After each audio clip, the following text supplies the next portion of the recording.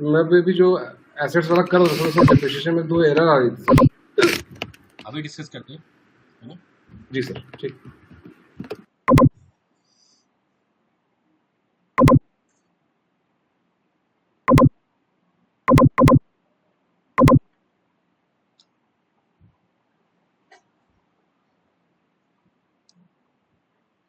सो हो रही है स्क्रीन आपको? यस सर, दिख रही है। अब क्या करेंगे, यहाँ पर रेफरेंस नंबर में 002 डालेंगे। 40 में हमारा एक्सपेंस आ गया।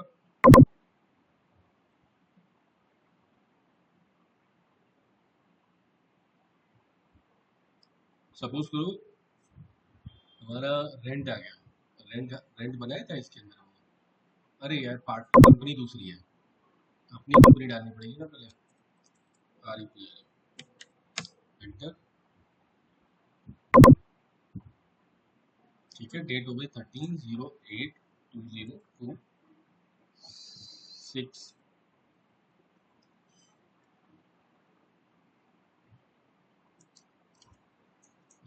रेफरेंस नंबर हो गया। अब ये पीक पोस्टिंग की 40 हो गई। यहाँ पे हम एक्सपेंस डालेंगे। एक्सपेंस हमारा हो गया रेंट एक्सपेंस। ठीक है, अब क्या करेंगे, एंटर करेंगे और ये अमाउंट डाल देंगे 50,000। Being rent due. ठीक है, अब यहाँ क्या करेंगे, 31 होती है। आपको पता है वेंडर की जो है, वेंडर इनवॉइस की क्या होती है, 31 होती है। 31 डालेंगे, फिर इसको यहाँ पे स्क्रॉल डाउन करेंगे, एंटर करेंगे। आपको दिख गए सारे वेंडर? हेलो, एडिट होगा क्या सर ये? ठीक है, तो यहाँ से हम सारे वेंडर सेलेक्ट कर सकते हैं। इसका इनमें फर्क ही होता है FB50 और F-02 में, कि इसमें वेंडर और कस्टमर सेलेक्ट कर सकते हैं। अब कस्टमर अगर सेलेक्ट करना है तो कस्टमर के लिए मैं क्या करूंगा, कस्टमर की होती है 01। ठीक है, अब यहाँ आपका कस्टमर आ जाएगा। आ गया कस्टमर? तो यस सर, आ गया। इन दोनों में क्या होता है, यही फर्क होता है। अगर इंटरव्यू में आपसे क्वेश्चन पूछा जाएगा तो आप यही बोलोगे कि उसमें हम वेंडर को भी सेलेक्ट कर सकते हैं, कस्टमर को भी, बट FD50 में हम केवल लेजर सेलेक्ट कर सकते हैं। दूसरी चीज, इसमें हम कई लाइन आइटम डाल सकते हैं और इसमें हमें पोस्टिंग की खुद से सेलेक्ट करनी पड़ेगी, है ना? उसमें इतने लाइन आइटम नहीं आते, इसमें जितने भी चाहो लाइन आइटम आ सकते हैं। ठीक है, ओके सर। अब बताइए।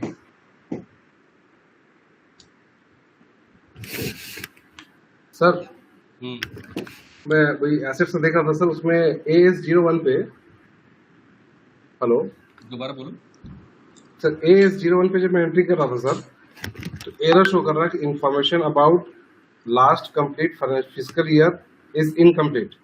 मैं स्क्रीन शेयर करूं क्या सर? आपने वो क्लोजिंग नहीं करी, जो लास्ट कौन सा फिजिकल सर? ईयर है वो आपने क्लोज नहीं किया है।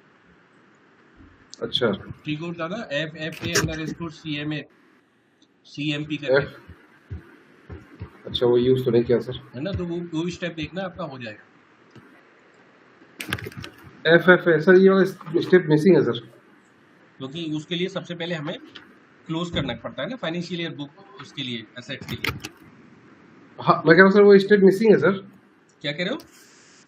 मतलब वीडियो में मुझे वो मिला नहीं। वीडियो में नहीं मिला? नहीं, वीडियो में मिला होगा।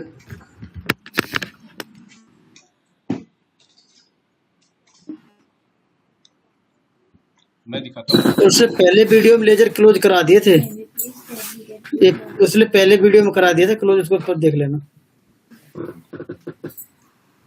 इसमें अच्छा, इससे पिछले वीडियो में है। नहीं तो नरेंद्र जी तो करके बैठे हुए हैं, आपने तो देखा ही था। हाँ सर, है ना? एसेट्स में हमने पहले स्टार्ट किया था सर, जिसमें हमने लेजर क्रिएट किया था 801 802। ठीक है, पहला वीडियो में जिसमें वो बता रहे थे डेट आ रही है क्लोज, देखो जहाँ भी डेट आ गई, जहाँ भी डेट आ गई, वही है वो। अच्छा ठीक है, समझ गया मैं इस चीज को। हाँ हाँ वही है। तो एक बार आप देख लेना, अगर नहीं समझ में आएगा तो मैं बता दूंगा फिर, ठीक है? पहले आप देख ठीक है लेना सर, तो। ठीक है। और सर दूसरा एक एरर आया था इसमें सर, हेलो, जी बोलिए। F-90 जब मैं एसेट परचेजिंग कर रहा था उसमें बोल रहा था कि for the V3 physical year variant period is defined for, not defined for, जो डेट में दे रहा हूँ सर वो। इसके लिए वेरिएंट नॉट डिफाइंड, एक बार मेरे को जिसमें, शेयर कर देना, वो एरर शेयर कर देना, है ना?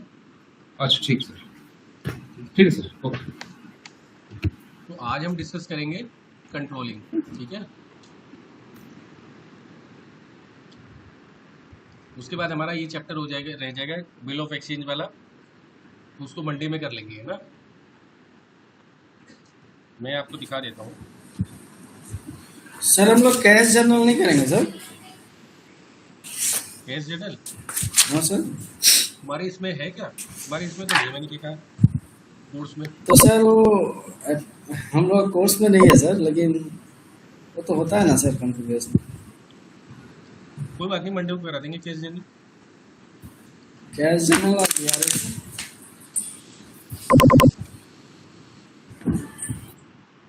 अब बाद में मेरे को कंफर्म करना पड़ता है ना, तुम लोग को एक्स्ट्रा करा दिया, है ना? कैश जर्नल है नहीं, लेकिन मैं मंडे में करा दूंगा आपको, ठीक है?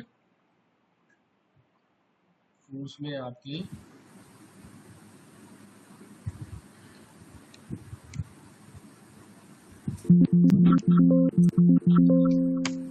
कोर्स में आपके है नहीं, ठीक है?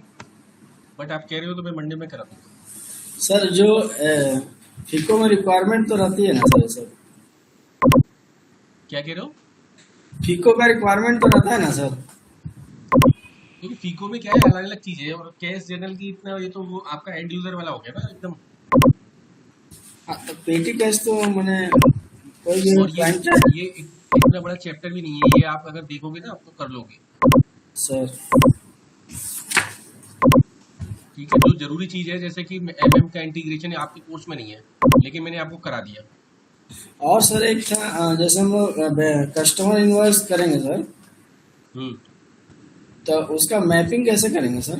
अगर मान लीजिए सर हमारा बिल्स ऑफ क्वांटिटी बहुत सारा है सर, मैंने अलग अलग क्वांटिटी है, मैंने आइटम्स है सर, हम्म तो वो एसडी वाला तो डाल देंगे सर, हम्म लेकिन हम लोग इंटीग्रेट कैसे करेंगे सर अपना? एसडी का इतना नहीं रहता, एमएम का ही रहता है, मैंने आपको बता दिया। एसडी का, एसडी में इतना नहीं है, एसडी में तो एक BK0A करके है कमांड, उसके अंदर जाके वहाँ सारा में बस उस इन्फॉर्मेशन डालनी पड़ती है, उसमें इतना कुछ नहीं है जितना इसके अंदर है, एमएम के अंदर। नहीं जैसे अभी हम लोग जिस पैकेज में करते हैं ना सर, उसमें क्या है ना सर, हम लोग जिस पैकेज में भी कर रहे हैं सर, हाँ उसमें क्या है ना अपना क्यूएस टीम बिल डालता है सर क्लाइंट का, तो उसको हम लोग इंटीग्रेट करते हैं अपना अकाउंट्स में से। चलो वो भी मैं मंडे को बता दूंगा फिर, लेकिन तुम्हारे कोर्स में नहीं है इसीलिए नहीं बताया, सर ठीक है? ठीक तो मंडे को तुम्हारा कैश और ये मंडे ट्यूसडे में कैश और ये, ठीक है? सर। एसडी का इंटीग्रेशन। अभी क्या है कंट्रोलिंग में, क्या है देखो, कंट्रोलिंग में मैं दिखाता हूँ आपको।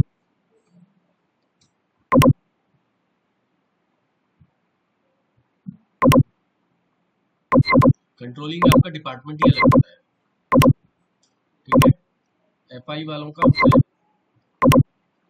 वो नहीं होता, लेकिन बेसिक चीज उसमें आनी चाहिए कंट्रोलिंग में, बेसिक अंडरस्टैंडिंग जो है। तो जैसे आपका ये कंट्रोलिंग में यहाँ तक है, introduction to SAP controlling, become a SAP FICO consultant, ये तो ये अलग हो गया। Preparation for SAP controlling and SAP certificate exam, ये अलग हो गया। कंट्रोलिंग की बेसिक सेटिंग हो गई, कॉस्ट एलिमेंट हो गए, कॉस्ट सेंटर और प्रॉफिट सेंटर, तो ये कॉस्ट एलिमेंट हो गए। बाकी मैं इसके नोट्स दे दूंगा, जो इसमें एक पूरी अंडरस्टैंडिंग है, ठीक है? कंट्रोलिंग का उसमें पूरा मतलब है उसके अंदर। तो हमारा यहाँ तक कंट्रोलिंग का पार्ट है, ये ज़रा अलग हो गया है ना। तो बेसिक कंट्रोलिंग होती क्या है, किसी को आइडिया है कुछ?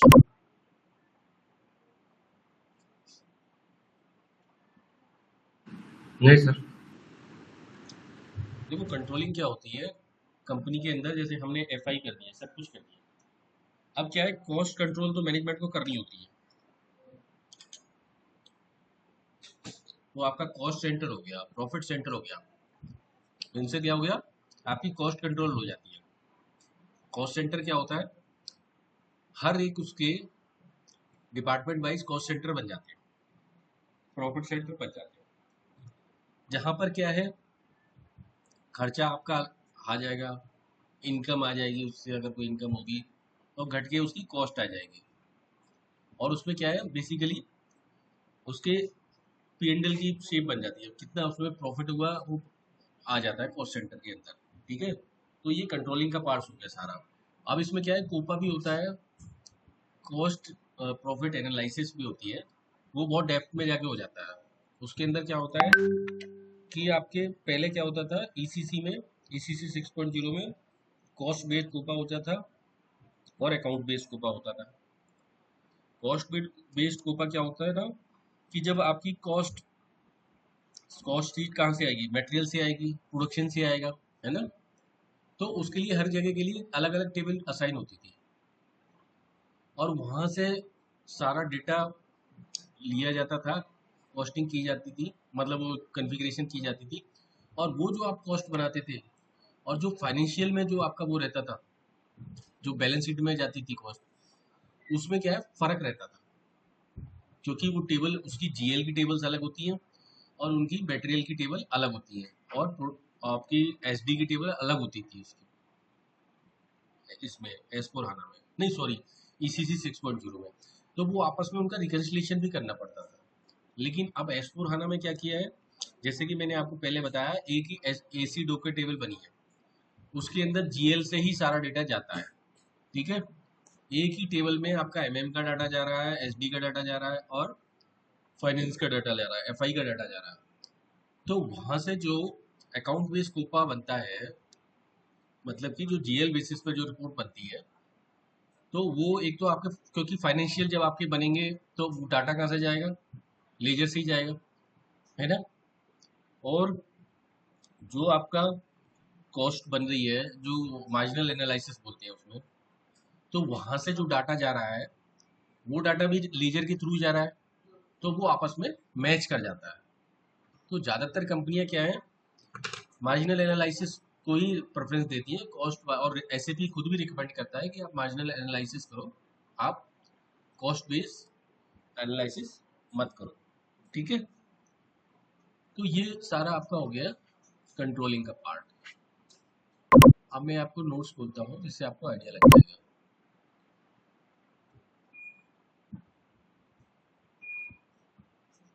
कंट्रोलिंग,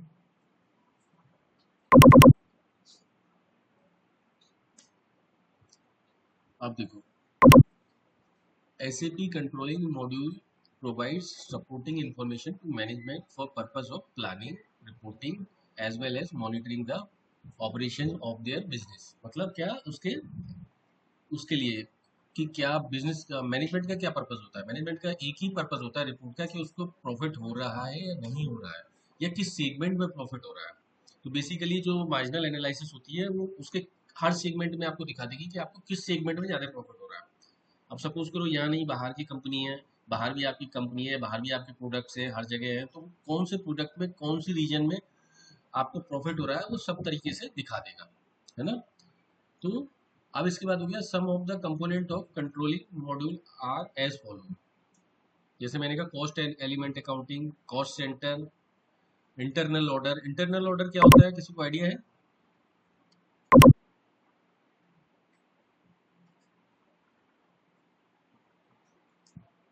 इंटरनल ऑर्डर का आइडिया है किसी को?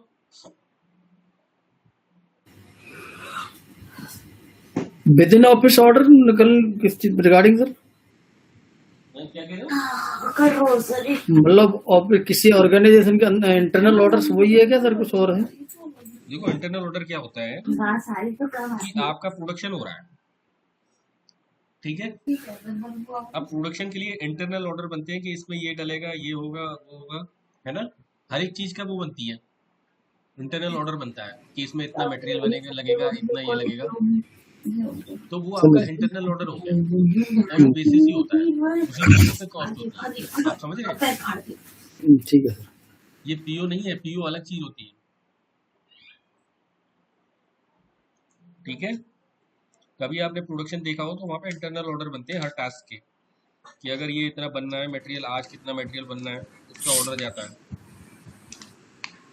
आपने प्रोडक्शन में कभी देखा है? नहीं सर, मैं आर्मी से रिटायर हूँ सर, मेरे को तो इन चीजों का अनुभव नहीं रहा है सर।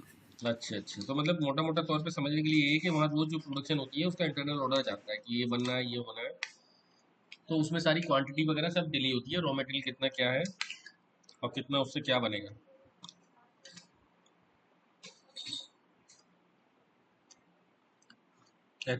एक्टिविटी बेस्ड कॉस्टिंग हो गई, ठीक है। प्रोडक्ट कॉस्ट कंट्रोलिंग हो गई, जैसा मैंने आपको बताया। प्रॉफिटेबिलिटी एनालिसिस हो गया,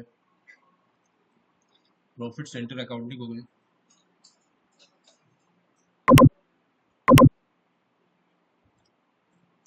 कॉस्ट एलिमेंट अकाउंटिंग हो गई। कॉस्ट के एलिमेंट होते हैं ना, कॉस्ट के क्या क्या एलिमेंट होते हैं, किसी को आइडिया है?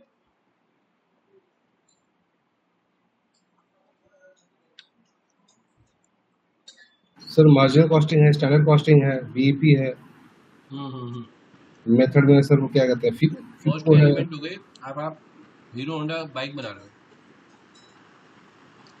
आपको मटेरियल चाहिए, रॉ मटेरियल हो गया,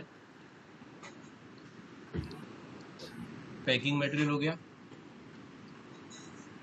और उसमें जो उसकी कोई अगर आप वर्क कर रहे हो या कुछ जॉब वर्क कर रहे हो या उसकी असेंबलिंग कर रहे हो, तो असेंबलिंग में जो टाइम लग रहा है वो भी तो उसका कॉस्ट का एलिमेंट हो गया ना।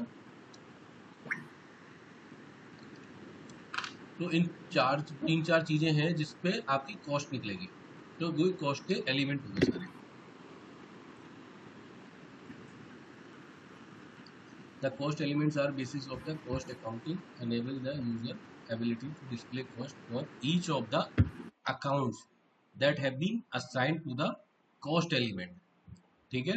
For example, account that can be assigned a cost center internal order, ये उन्होंने डिफाइन कर दिया। इसके अंदर आपके कॉस्ट एलिमेंट होते हैं। इन्होंने वैसे बताया, लेकिन मैं अलग तरीके से बता रहा हूँ। इन्होंने तो ये बताया कि कॉस्ट के सिस्टम में क्या एलिमेंट है, बट मैं बता रहा हूँ कि कॉस्ट के बेसिकली कॉस्ट आती कहाँ से है, उसके एलिमेंट क्या है। तो उसके जो आप बना रहे हो उसी की तो कॉस्ट आएगी। इन्होंने क्या है, सिस्टम में लिया है, जैसे कॉस्ट सेंटर हो गया कॉस्ट का एलिमेंट, इंटरनल ऑर्डर हो गया, क्योंकि कॉस्ट सेंटर में आपकी कॉस्ट आएगी। आपने खर्चे, आपने जैसे डिपार्टमेंट वाइज कॉस्ट असाइन कर दी, तो क्या है उसमें हर डिपार्टमेंट में कॉस्ट है क्या है, मतलब चाहे अकाउंट डिपार्टमेंट, प्रोडक्शन डिपार्टमेंट हो गया, कॉस्ट सेंटर बना दिया आपने हर एक के, तो उसका जो जो खर्चा है वो सब उसके अंदर कॉस्ट आएगी, है ना। तो एलिमेंट तो वही आएंगे उसके अंदर। भाई प्रोडक्शन में क्या एलिमेंट आएगा कॉस्ट का, वही आएगा जो मैं बता रहा हूँ। पहले तो आपका रॉ मटेरियल आएगा, ठीक है, फिर प्रोडक्शन प्रोसेस जो है वो आएगा, है ना। उसमें कितना खर्चा हो रहा है, कितने आदमी लग रहे हैं, मैन पावर कितनी लग रही है, कितने घंटे में एक प्रोडक्ट बन रहा है। पहले पर यूनिट कॉस्ट निकलती है ना हर एक चीज की, उसके बाद उसको मल्टीप्लाई कर देते हो आप जितनी यूनिट हुई है, यही तो होता है ना कॉस्टिंग। जी सर बिल्कुल। आप पहले पर यूनिट कॉस्ट निकालोगे, उसको मल्टीप्लाई कर दोगे जितनी यूनिट बनी है, तो आपकी पूरी कॉस्ट आ जाएगी। कॉस्ट सेंटर अकाउंटिंग हो गई, ठीक है, हर एक का कॉस्ट सेंटर बनता है।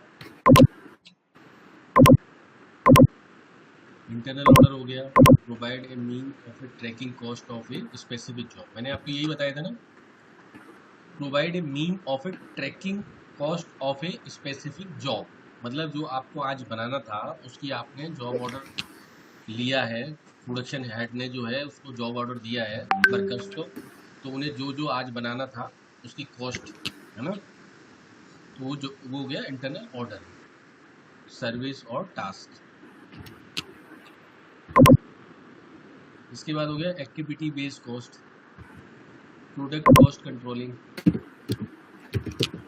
तो ये आप एक बार पढ़ लेना, है ना, क्योंकि FI कंसल्टेंट को इस चीज़ों का आइडिया होना चाहिए। बाकी मैंने आपको कोर्स से ज़्यादा ही दे दिया। आप क्या करते हैं, आप करेंगे कॉस्ट की सेट कंट्रोलिंग, बेसिक कंट्रोलिंग क्या होती है।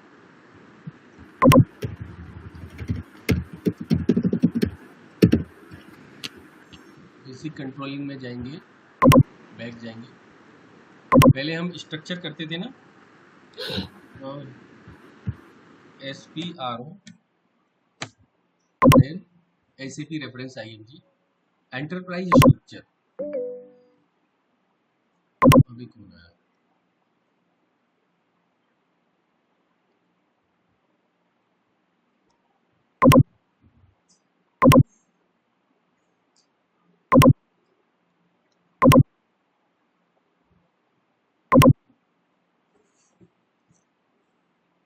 तो अभी क्या करेंगे, हम स्ट्रक्चर में जाएंगे, डेफिनेशन में जाएंगे। आपको कंट्रोलिंग दिख रहा है, इसका T कोड होता है OX6, IMG एक्टिविटी, और यहाँ जाएंगे मेंटेन कंट्रोलिंग एरिया, इसका T कोड हो गया OX6, click, now click on maintain controlling area.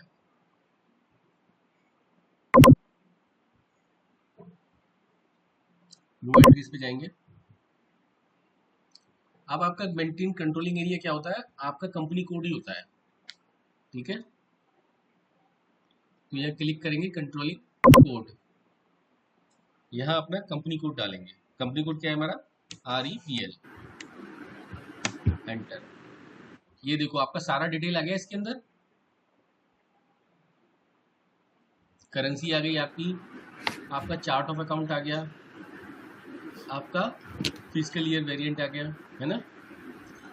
और यहाँ हम सेलेक्ट करेंगे control area same as company code. इसमें क्या है, आपकी कंपनी कोड यूज कर रहा है या cross company code cost accounting, कोई कॉस्ट अकाउंटेंट कंट्रोल कर रहा है या आप ही कंट्रोल कर रहे हो, तो हम यहाँ डालेंगे हम ही कंट्रोल कर रहे हैं, ठीक है। इसके बाद इसको सेव कर देंगे।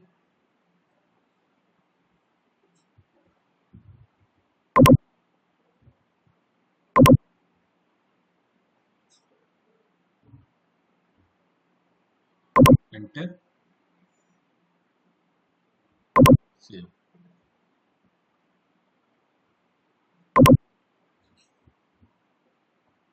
इसको दिक्कत आ रही है क्या?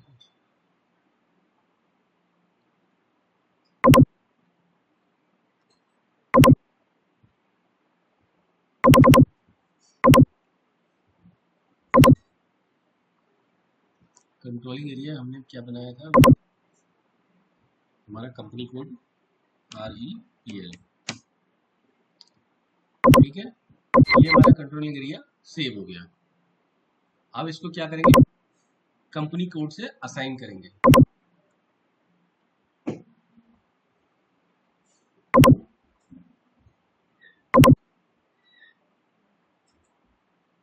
असाइनमेंट में जाएंगे और कंट्रोलिंग में जाएंगे, OX19, इसको क्लिक करेंगे,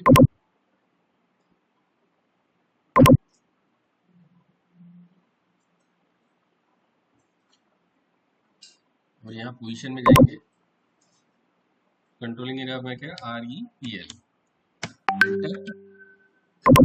क्लिक करेंगे,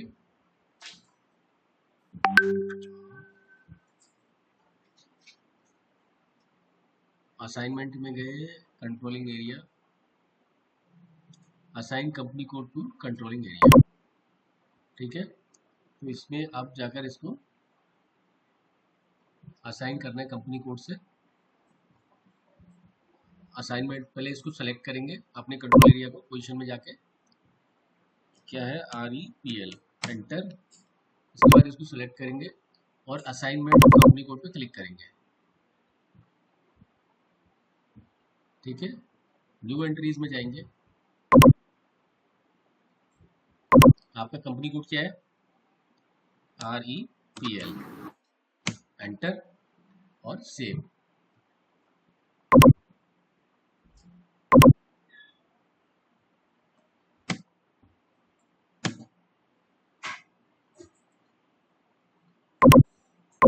तो प्रोजेक्ट आईडी मांग रहा है, कोई भी प्रोजेक्ट आईडी डाल देंगे इसके अंदर। पहले हमें कोई प्रोजेक्ट आईडी डालनी पड़ेगी इसके अंदर।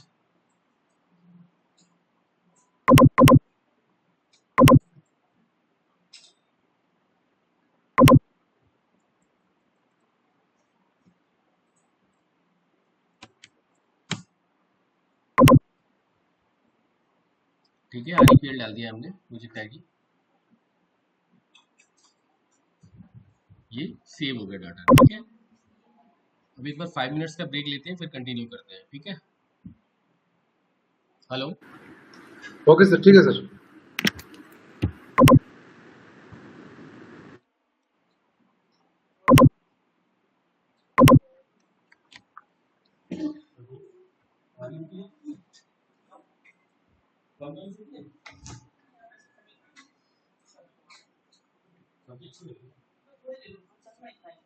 नहीं, हम खत्म करने के काम लेकर आए। फिर कोई सब्जी ले लो, रोटी कम तो सब्जी ले लो। इसमें तो नहीं होगी ना। लो, नहीं होगा। हाँ, इसमें नहीं है ना। नहीं। इसमें तो हमारा नहीं। और में नहीं आना।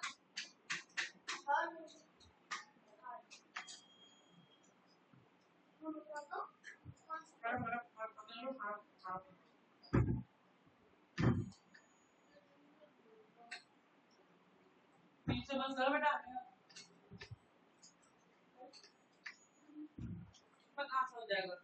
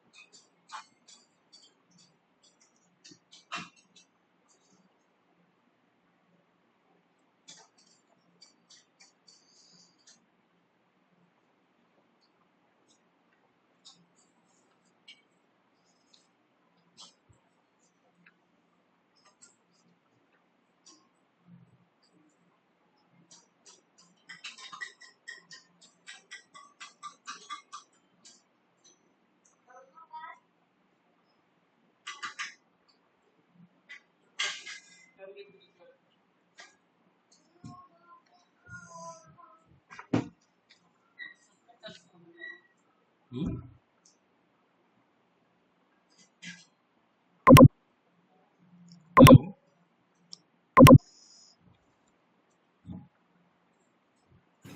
Yes sir. Yes sir. ठीक है, तो ये हमने क्या करा, इसको असाइन कर दिया। अब आएंगे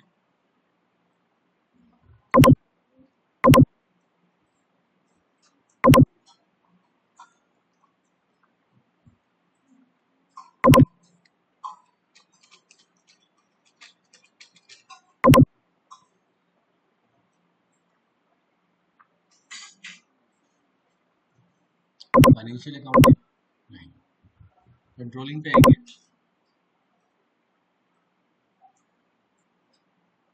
general controlling,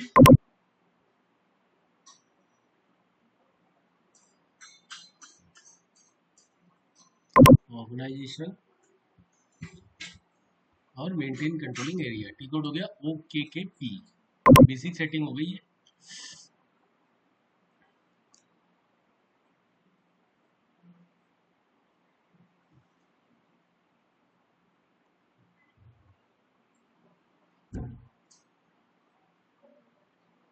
now maintain controlling area click करेंगे इस पे।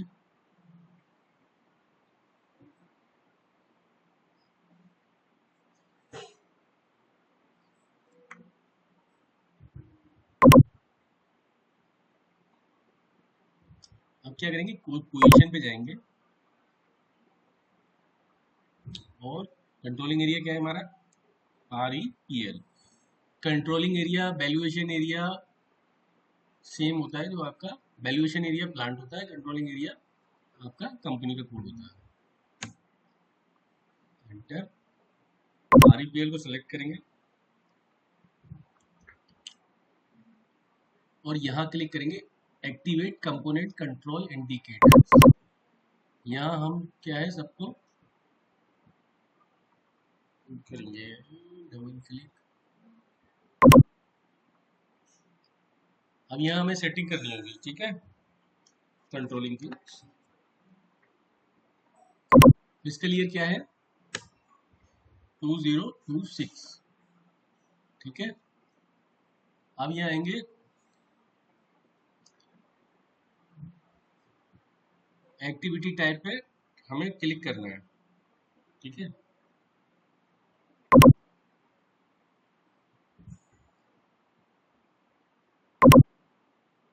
और यहाँ आएंगे component active, active cost centre active, order management active. उसके बाद ये कमिटमेंट मैनेजमेंट, इसको नॉट एक्टिव भी रहेगा ये, ठीक है। और अकाउंटिंग बेस्ड कंट्रोलिंग, इसको क्या करेंगे, component active for parallel and integration calculation, ठीक है। अब आएंगे इधर प्रोजेक्ट्स को टिक करेंगे, सेल्स ऑर्डर टिक करेंगे और कॉस्ट ऑब्जेक्ट टिक करेंगे। अगर रियल एस्टेट मैनेजमेंट होगा तो टिक करेंगे, नहीं तो नहीं करेंगे, ठीक है। इसके बाद यहाँ पे आ जाएंगे withholding commitment management, warehouse commitment management, ठीक है। ऑल करेंसीज पे टिक कर देंगे, ऑलरेडी टिक है इसमें, और इसको सेव कर देंगे।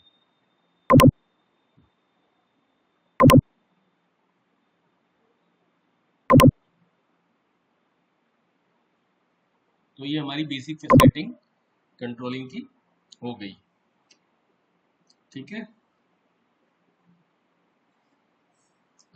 अब देखेंगे कॉस्ट सेंटर और profit centre.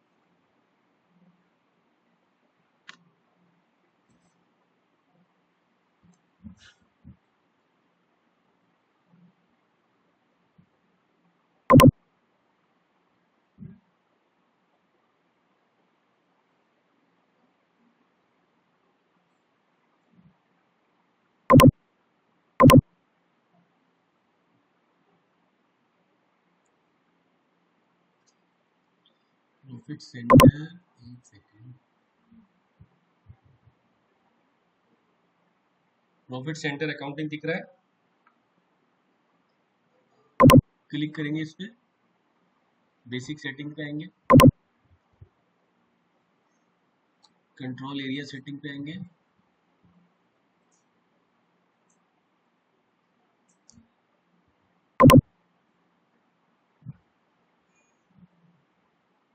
Maintain control area setting click करेंगे यहाँ। अब यहाँ हमें क्या डिफाइन करना है, ये profit centre local currency 20 controlling area currency, ठीक है। करेंसी टाइप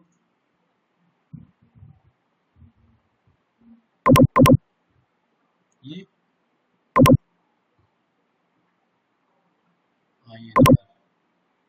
मुझे लग रहा है लॉक हो रखा है ये ना,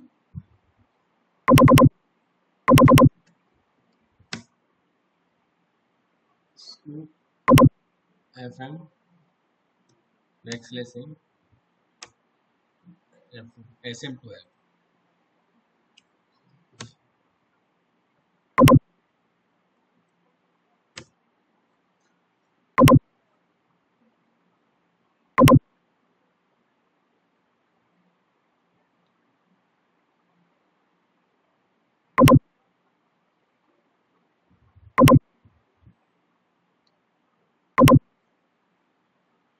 बैक आएंगे,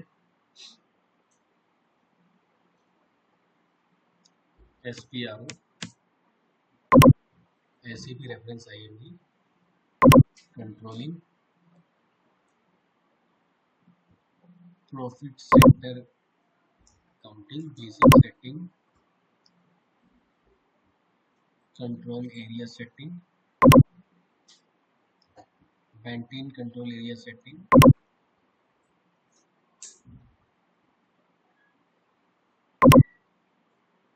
अभी भी इस पे हो क्यों नहीं रहा।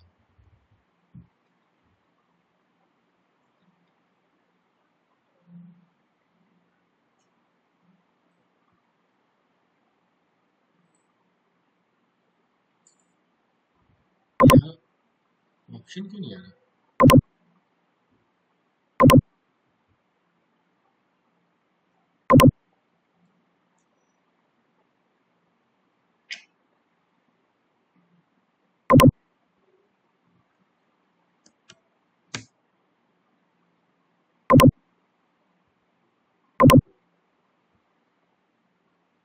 यहाँ हमें अपनी करेंसी करनी होती है ना, अपनी करेंसी जो है हमें करंट करेंसी जो है वो मेंशन करनी है। प्रॉफिट सेंटर लोकल करेंसी, ठीक है, बस यही करना होता है, उसके बाद सेव करना होता है, बट यहाँ ये ऑप्शन ही नहीं हो रहा।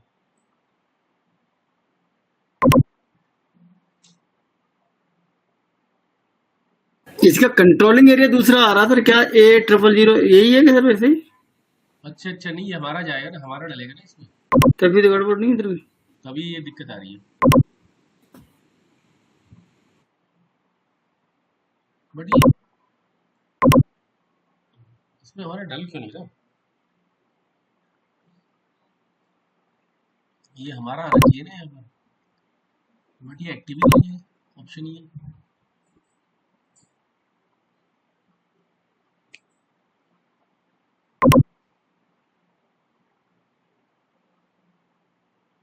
स्टैंडर्ड वाला आ रहा है इसके अंदर।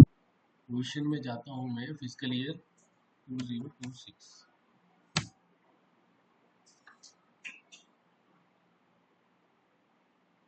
अब भी नहीं आ रहा।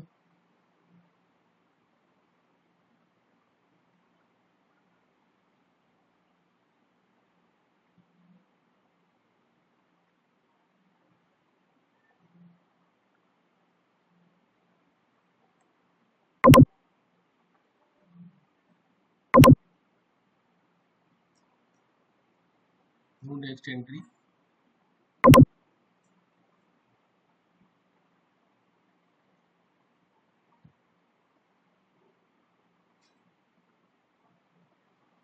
ये न्यू एंट्री का ऑप्शन आना चाहिए, न्यू एंट्री का ऑप्शन ही नहीं आ रहा है।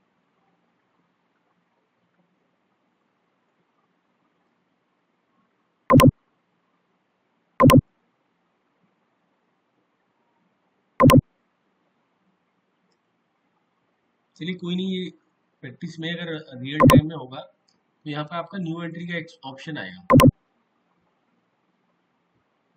तो उसमें आपको क्या करना है, यहाँ तो आपका कंट्रोल एरिया आएगा, जैसे हमारा था REPL।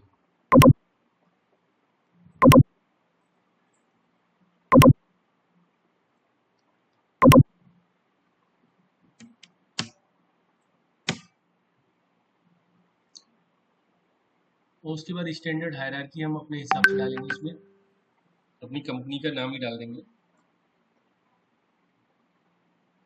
चलिए इसके बाद मैं ये प्रॉफिट सेंटर बना के देखता हूँ, उसमें दिक्कत तो नहीं होनी चाहिए। यहाँ थोड़ी बेसिक सेटिंग करनी होती है बट हो नहीं पा रही।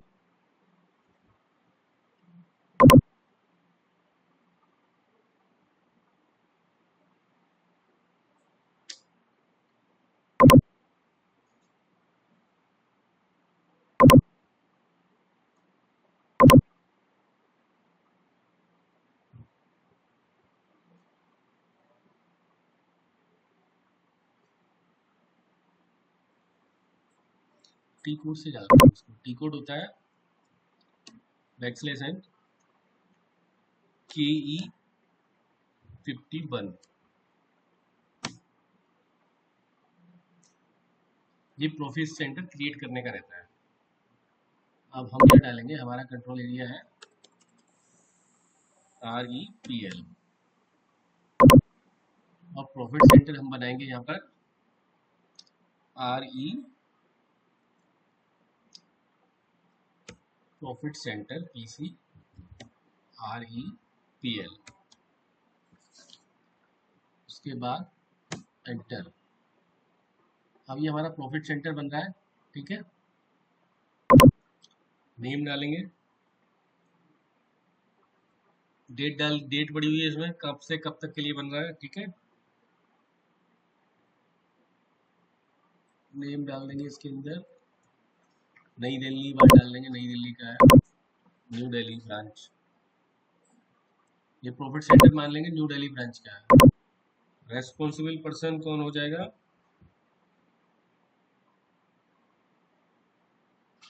आलोक डाल देता हूँ।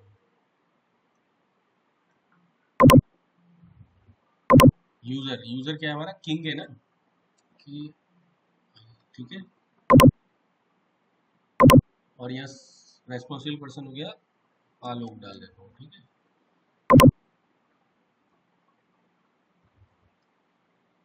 और ये जरूरत नहीं है, प्रॉफिट सेंटर ग्रुप में अपना वही आ जाएगा REPL, ठीक है। और इसको एक्टिवेट करेंगे यहाँ से। ये क्या है, enter group REPL doesn't act,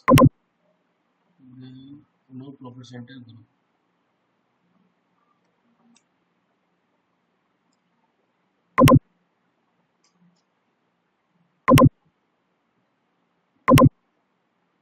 ठीक है, अगर मैं इसको हटाता हूँ फिर एक्टिवेट करता हूँ, प्रॉफिट सेंटर ग्रुप डालना है इससे। Profit center group,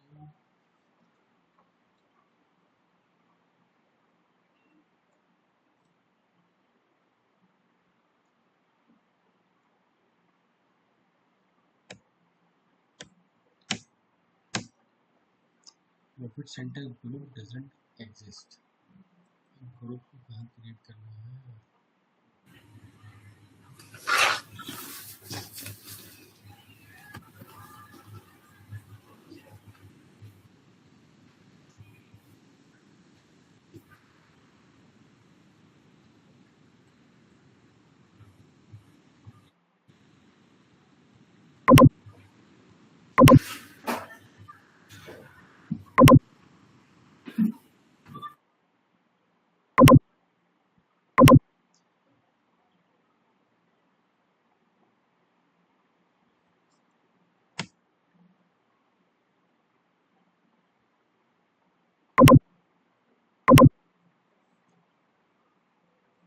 no profit center group exist.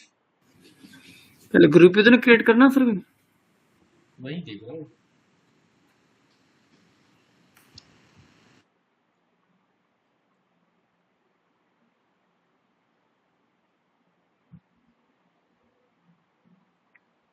Standard hierarchy का क्या थी वहाँ पर?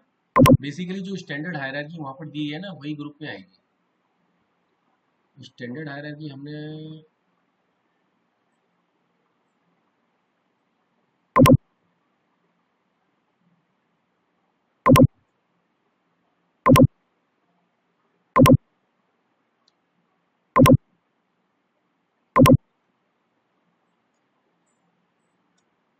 Backslash N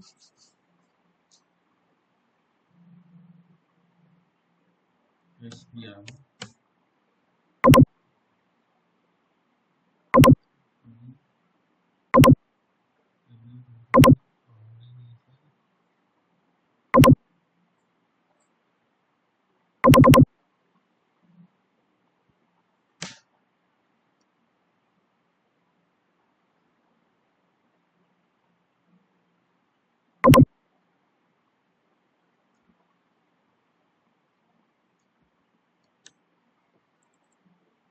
REPL।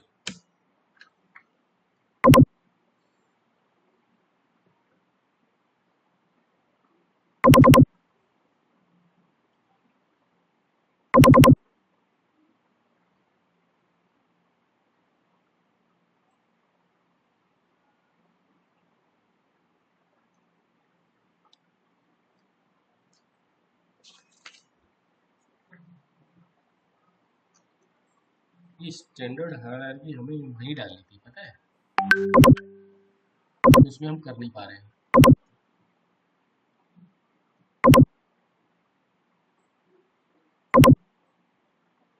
जो प्रॉफिट सेंटर काउंटिंग है ना,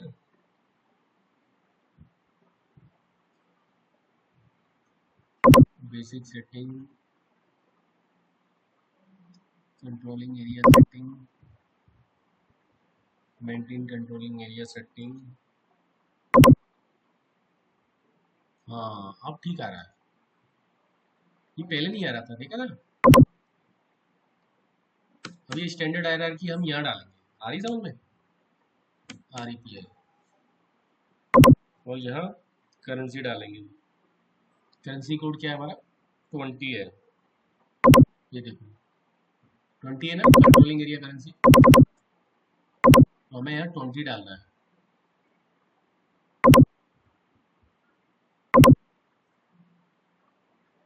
और प्रॉफिट एरिया करेंसी क्या हो गई? INR।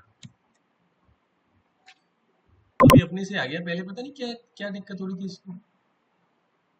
और save it, enter and save, हो गया सेव।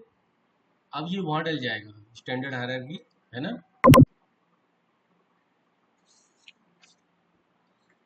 तो KE \n KE 51, enter enter.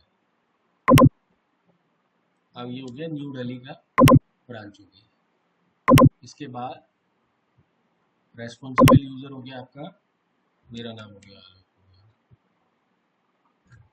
User आया, सॉरी यूजर, तो ये चेंज हो गया, किया ये, और यहाँ आलोक हो गया, और इधर आ जाएगा हमारा REPL, देन एक्टिवेटेड।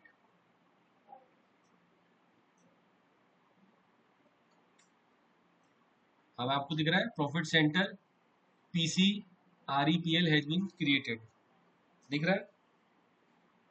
तो ये प्रॉफिट सेंटर आपका क्रिएट हो गया। अब जहां भी जो भी खर्चा आपको डालना है, और इस प्रॉफिट सेंटर जो अलग अलग बने होते हैं, उसमें आप प्रॉफिट सेंटर डालते जाओगे। ऐसे ही हर एक टास्क का, हर एक डिपार्टमेंट का अलग प्रॉफिट सेंटर बनेगा। आ रही है बात समझ में? Hello hello. जी सर, सर देख रहे थे हम लोग। ठीक है, जी सर। हर डिपार्टमेंट वाइज एक अलग सॉफ्ट वो बनेगा, कॉस्ट सेंटर, प्रॉफिट सेंटर बनेगा। ठीक है, अब बनाएंगे हम कॉस्ट सेंटर।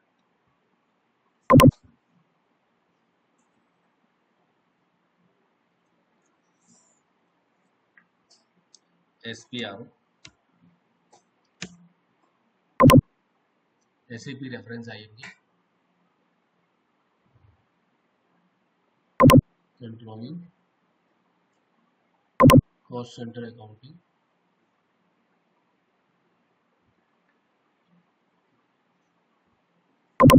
मास्टर डेटा,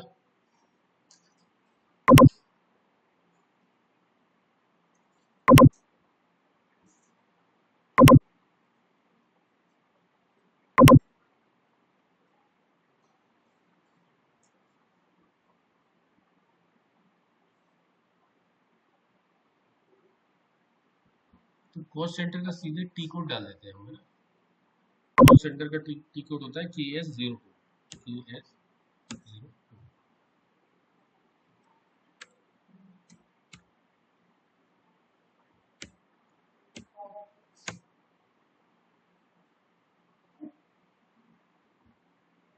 अब यहाँ कॉस्ट सेंटर क्रिएट करेंगे, CCREPL, एंटर, कंट्रोलिंग एरिया,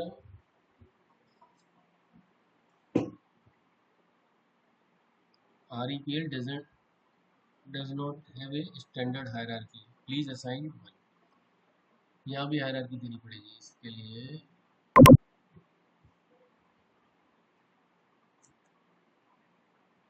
तो क्या कहा था, कॉस्ट सेंटर में कहाँ गए थे, SPRO,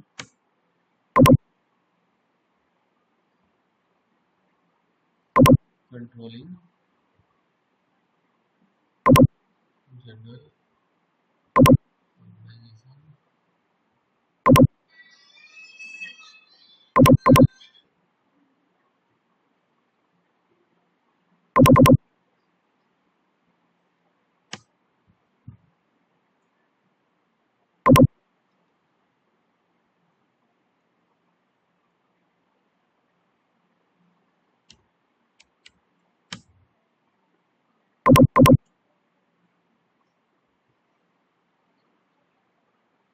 ये आपको दिख रहा है, कॉस्ट सेंटर स्टैंडर्ड हायरार्की दिख रही है ना। तो यह हम दे देंगे REPL, ठीक है, और इसको सेव कर देंगे।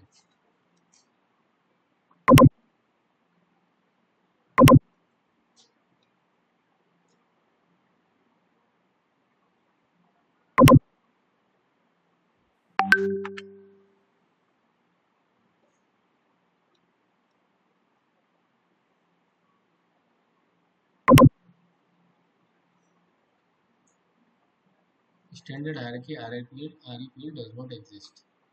Should system REPL be created as standard hierarchy? Yes. अब ये क्या दिक्कत है, mass project REPL not yet completed।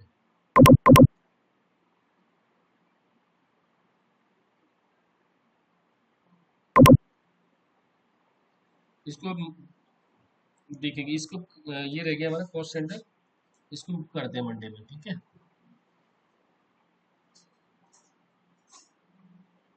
Hello, okay sir. इस एरर को देखते हैं जो एरर आ रही है। हाँ ओके सर, ठीक है, ओके, मैं शेयर करता हूँ आपको। Good night sir. Hello sir, मैं अच्छा इसको देखता हूँ, अगर कल सुबह 9 साढ़े 9 तक सॉल्व नहीं हुआ तो मैं आपको कॉल करूँगा सर 10 बजे के आसपास, ठीक है। Sure. ठीक है sir, okay sir, thank you.